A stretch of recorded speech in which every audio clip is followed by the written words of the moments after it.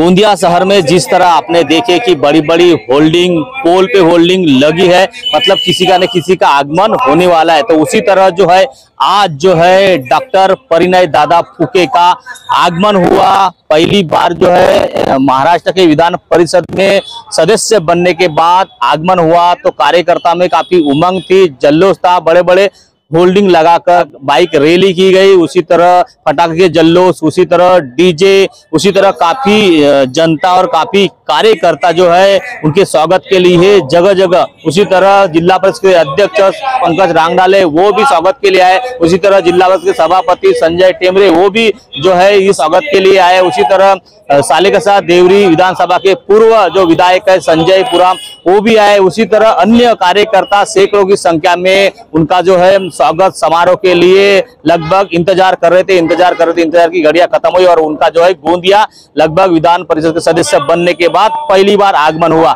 आइए जानने का प्रयास करेंगे कि परिणय दादा फुके क्या कहना चाहते हैं और किस राजनीति के एक नए मोड़ में जो सदस्य बने उसके ऊपर क्या कहना चाहते हैं और आने वाले समय में किस प्रकार की गोंदिया की राजनीति, महाराष्ट्र की राजनीति के ऊपर क्या कहना चाहते हैं। महेंद्र लारे, न्यूज मीडिया, गोंदिया।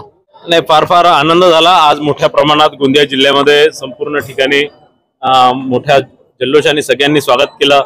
आज गोंदिया शहरात मोठी रॅली काढण्यात आली आणि त्या रॅलीमध्ये कार्यकर्त्यांसोबत सामान्य नागरिकही सहभागी झाले आणि ज्या ज्या दुकानांपुढून किंवा रस्त्यांपुढून घरांपुढून आम्ही जात होतो मोठ्या प्रमाणात सामान्य नागरिकांचाही प्रतिसाद मिळाला आहे आणि फार मी आनंदी आहे, फार सगळे लोक आनंदी आहेत। बघा, जरांगे आता मला असं वाटतं की जरांगे पाटील जे बोलतात आहे ते कोणाच्या तरी सांगण्यावरून बोलतात आहे आणि जरांगे पाटलांची आधीची जी लोकप्रियता होती ती संपुष्टात आलेली आहे आणि म्हणून ते वैफल्यग्रस्तात अशा काहीतरी टीका करतात आहे आणि जरांगे पाटलांनी माझं तर विनंती आहे की त्यांना तर कोणी जेलवर टाकणार नाही, पण 288 सीट लढून दाखवावे। त्यांना स्वतः मागे किती लोक हे कळून जाणार। जरांगे पाटलांनी जे पहिल्यांदा जे उपोषण केलं आहे आणि त्यावेळेस त्यांची जी झालेली लोकप्रियता आज मोठ्या प्रमाणात ती घटलेली आहे आणि आता काहीतरी उपोषण करून, कारण आता मला असं वाटत नाही कोणतीही सरकार त्यांनी मागणी केलेल्या प्रकारचं आरक्षण कधी देऊ शकणार, कारण मराठा समाज आज त्यांच्या मागे राहिला नाही जरांगे पाटलांचा, कारण मराठा समाजाला माहित झालाय की आपल्याला आरक्षण कोणी दिलं।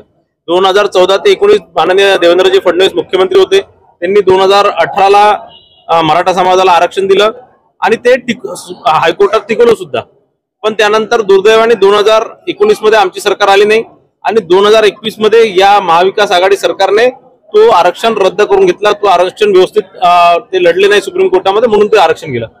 त्यानंतर परत आमची सरकार आली 2022 मध्ये आणि आता आम्ही ईडब्ल्यूएस मध्ये मराठा समाजाला आरक्षण दिलं आणि ते टिकणारं आरक्षण दिलेलं। एवढा मोठा निर्णय या महायुती सरकारने, माननीय एकनाथ शिंदे साहेब, माननीय देवेंद्र फडणवीस साहेब, माननीय अजितदादा पवार या सगळ्या लोकांनी मेहनतीने हा कायदा पारित करून घेतला आणि मराठा समाजाला न्याय देण्याचा प्रयत्न केला। जरांगे पाटलांना मराठा समाजाला आरक्षण द्यायचंच नाही, मराठा समाजाच्या विद्यार्थ्यांना किंवा मराठा समाजाच्या युवकांना कोणतीही मदत करायची नाही, त्यांना फक्त राजकारण करायचं आहे, त्यांना फक्त ओबीसी आणि मराठ्यांमध्ये भांडण लावायचं आहे, ओबीसी आणि मराठ्यांमध्ये तेढ निर्माण करायची आहे आणि या महाराष्ट्रामध्ये जे एक शांतपूर्व वातावरण आहे ते खराब करायचं।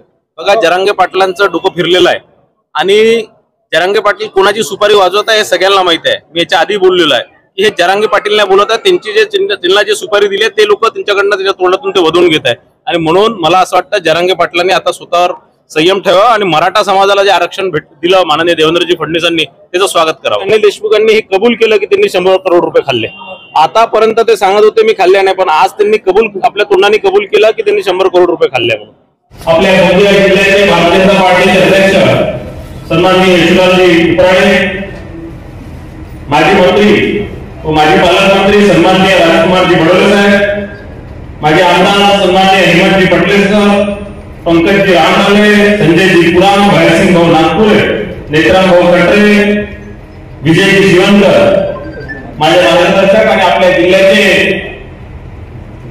दोन्ही जिल्ह्याचे संघटन मंत्री माननीय बाळाभाऊ अनंतर, रत्नाताई गाणे, दिनेशजी दादरीवाल, संजयजी टेंबरे, अशोकजी इंगळे, उमेश्वरीताई बघेल, सुनीलजी केलंका, सविताताई पुराम, डॉक्टर प्रसादजी कटरे, संतोषजी चव्हाण, धनलालजी ठाकरे, अमितजी झा, ओमजी कटरे, नरेंद्रजी तुरकर, भावनाताई कदम, संजयजी कुलकर्णी, शालिनीताई डोंगरे, माधुरीताई गरंकडे, नायकरामजी भेंडारकर, अंजलीताई कटरे, हनुमंत भाऊ भट्टी, चतुर्भुजी विसेन, जयंती शुक्ला, नंदभाऊ विसेन, सीताताई रांगले, नाजूजी कुंबळे आणि कोणाचं नाव विसरलं असणार तर माफी, पण आदरणीय मंच आणि इथे मोठ्या संख्येने उपस्थित सर्व भारतीय जनता पार्टीचे सर्व जिल्हा सदस्य, पंचायत समिती सदस्य, नगरसेवक, माजी नगरसेवक, सर्व पदाधिकारी, सर्व बंधू भगिनी, सर्व माझ्यावर प्रेम करणारे सर्व माझे मित्र, आज म्हणजे अनेक वर्षापासून जवळपास 8 वर्षापासून मी या दोन्ही जिल्ह्याचं प्रतिनिधित्व करतोय. 8 वर्षाआधी विधान परिषदेच्या निवडणुकीत जिंकून आलो. त्यावेळेस नगरसेवकांना कार्यक्रमाच्या जिल्हा सदस्य या सगळ्या लोकांनी निवडून आलो आणि त्यावेळेस माझी गोंदिया स्वतःची गोंदिया विधानसभा किंवा गोंदिया जिल्ह्याचे इतके काही संबंध नव्हते. एक महिन्याभरामध्ये फॉर्म भरला आणि माझ्या घरात आवडलं, पण त्यावेळेस चांगला स्वागत माझा झाला होता. मला असं वाटतं इतकं स्वागत काय होतंय, पण ते माझ्या जिंकण्यापेक्षा कुठेतरी हरण्याचा आनंद लोकांना जास्त होता आणि तो ताकदीने लोकांनी मला स्वागत केलं. या 8 वर्ष काम करत असताना मला नेहमी वाटायचं की माझा जन्म भंडारा किंवा गोंदिया जिल्ह्यात झाला पाहिजे, कारण मला असं वाटायचं की माझा जन्म झाला तर त्याच्याविषयी जास्त लोकांना माझ्यासोबत जुळले असते. पण मागच्या 2 दिवसापासून म्हणजे मागच्या 7 दिवसात पहिल्यांदा नागपूरला आलो, त्यानंतर 7 दिवसाचा सहकारी कार्यक्रमामध्ये सोडून परत काल भंडारा दिवस कार्यक्रम झाला. भंडारा माझ्या घरी इथे सगळी लोक आले आणि आज आपण गोंदिया जिल्ह्यात जो स्वागत केलं त्यामध्ये मला असं वाटतं की जन्म झाला जन्मभूमी कोणती असते, पण माझी जी कर्मभूमी निवडली ही अतिशय उत्तम कर्मभूमी मी नाही निवडली, देवाने परमेश्वराने माझ्यासाठी निवडलेली आहे असं मला वाटतं. निश्चितच आपण सर्व ताकदीने माझ्यासोबत नेहमी उभे राहिल्या, मला आपण सर्व मोठ्या सर्वांनी नेहमी प्रेम केलं, आशीर्वाद दिले आणि मी जास्तीत जास्त संख्येमध्ये आपल्या सोबत कोणत्याही संकट काळात उभं राहण्याचा मी प्रयत्न केले. म्हणजे मला असं वाटत नाही, मला असं आठवत नाही माझ्याकडनं कोणी बुद्धी घेऊन गेला असणार, 1-2 कामं नाही झाले असते, पण माझ्याकडे येणारा 100% व्यक्ती 100% लोक जे माझ्याकडे येतात त्यांना थोडं न्याय देण्याचं काम मी करतो. पण मी सांगतो की काम झालं असणार किंवा नसणार, पण 100% पाठवून मी सांगतो की माझ्याकडे येणारा प्रत्येक व्यक्ती सन्मानाने माझ्याकडनं गेला असणार किंवा आनंदाने माझ्याकडनं गेला असणार आणि त्याला काम झालं असणार किंवा नसणार, परंतु त्याला सन्मान निश्चितच पूर्ण माझ्यातर्फे भेटला. मी तसं बघितलं तर 24 तास उपलब्ध असलेला आमदार आहे, म्हणजे आमदार सगळेच असतात, विधान परिषद सदस्य नसतात आणि आपल्यासाठी नेहमी उपलब्ध असतो. आणि मंत्र्यांनी सांगितलं किंवा अनेक लोकांना अनुभव आला, पण माझं हे आधीपासून जवळपास 20 वर्षापासून राजकारणात आहे.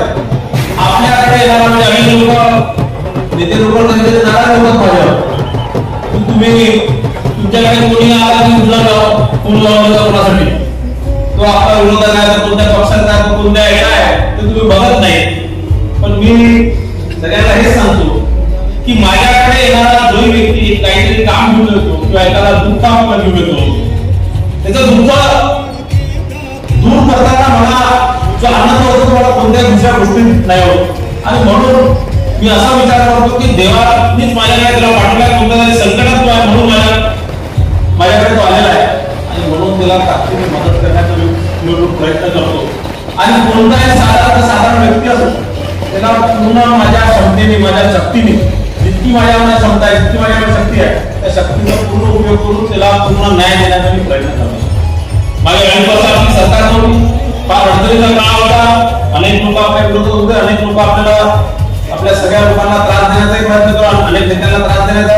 पण त्यावेळेस आपण सगळ्यांसोबत, सगळ्या आपल्या लोकांसोबत, आपल्या नेत्यांसोबत, आपल्या कार्यक्रमांसोबत खंबीरपणे उभं राहून त्याही लोकांना आपण त्या 20 वर्षात टक्कर दिली, त्याच्या आपल्या सरकारने काम होऊन राहिले.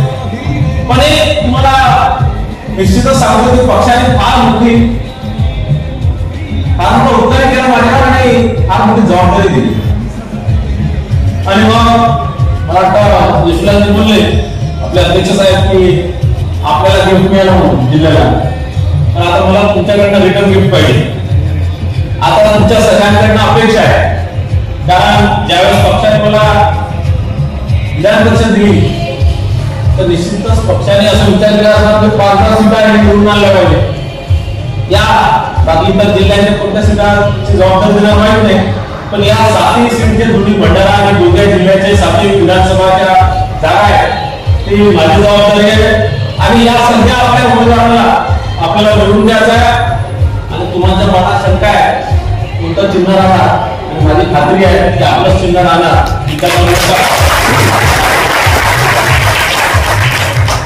कारण जितकं मनाला जितकं आपल्याला वाटतं की कमल दिला पाहिजे, जितकं मला किंवा या मंचावर बसलेल्या लोकांना वाटतं त्याच्यापेक्षा जास्त आपले प्रदेश अध्यक्ष माननीय बावनकुळे साहेब आणि आपले नेते माननीय देवेंद्रजी फडणवीस यांना वाटतं. आणि त्याच्यापेक्षा कितीतरी पण जास्त अमित भाई शहा साहेब असतील किंवा नरेंद्रजी मोदी असतील त्यांनाही असं वाटतं. आणि माझी भावना आहे की आपल्याला जास्तीत जास्त कमल यावेळेस मिळवून संपूर्ण बहुमताने भारतीय जनता पार्टीचे सरकार निवडून द्यायची आहे.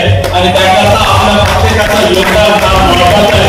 आपण सर्वांनी आजपासून 90 दिवस आले, आजपासून पुढचे 90 दिवस, कारण मागच्या लोकसभेला अध्यक्ष साहेबांनी सांगितलं की आपले लोक आपल्या उमेदवाराबद्दल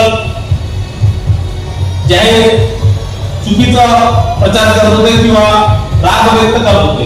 मी नेहमी सांगतो की आपल्या पक्षाचा खासदार असो, आपल्या पक्षाचा आमदार असो, तो कसाही असला त्यांनी एखादं काम नाही केलं, आज हे खासदार त्यांनी काम नाही केलं, जर समजा आपल्याला आमदार निवडून आला म्हणून साहेबांकडे उदाहरण निवडून 700 मतांनी आमदार सोडले त्या आज भले बघत नाही आपला माणूस कसा असला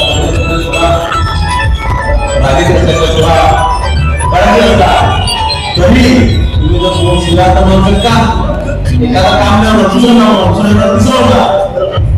आपला माणूस निवडून देणं नेहमी आपल्या फायद्याचं असतं.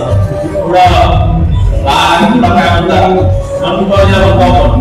आपल्या घरी असतं, नवरा बायकोमध्ये असतं, बापामध्ये असतं, आपल्या नेता सोबत असलंच पाहिजे की नाही. पण आपल्या कोणासोबत आपलं भांडण काढतो त्याचं काही नुकसान होणं करतो. आपला नेता आपल्या एकदा भाव असला पाहिजे, नाही तर आपला मोठा असला पाहिजे की आपला भाव असला पाहिजे, बरोबर आहे.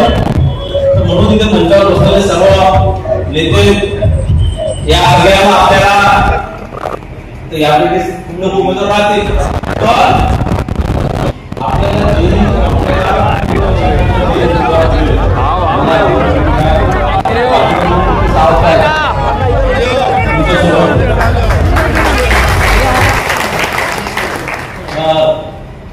मागच्या 6 वर्षात, त्यानंतर मला ते 2 वर्ष आणि परत आता 6 वर्ष, या 6 वर्षाला मागच्या पेक्षा अधिक ताकदीने, कारण मला या 2 वर्षात अनुभव आला की तुम्ही लोकांसोबत ताकदीने उभे राहा, तुम्ही लोकांच्या संकटात उभे राहा, तुम्ही लोकांच्या अडचणीत उभे राहा.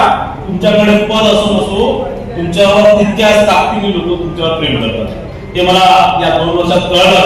आणि निश्चितच परत 6 वर्षाची पारी पक्षाने मला दिली, आपण सर्वांच्या आशीर्वादाने मला भेटली.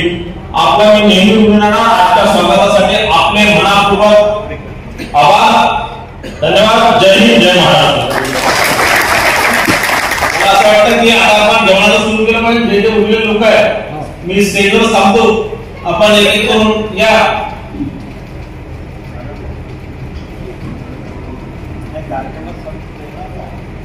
स्वागत आपण चालू होतं.